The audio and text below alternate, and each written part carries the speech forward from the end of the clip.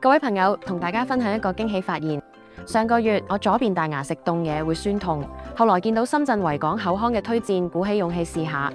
預約過程好簡單，電話直接廣東話溝通，仲幫我安排埋最近落馬洲口岸嘅門市。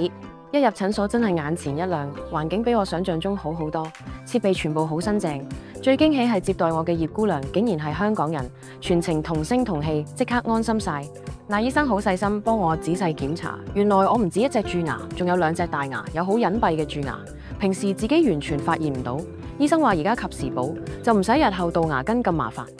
補牙過程比我預期舒服好多啦。之前最驚磨牙嗰種酸軟感，但係醫生手勢非常之好，基本上冇不適感。全程1個鐘補好3隻牙，睇翻補完嘅牙齒，顏色同真牙一樣，完全睇唔出係補過。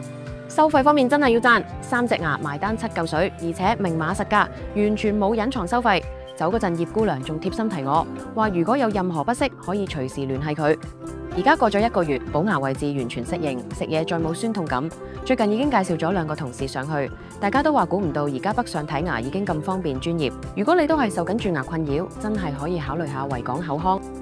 順便提下，而家新客預約仲有免費檢查同照 CT 服務，仲有優惠券，快啲聯繫預約啦！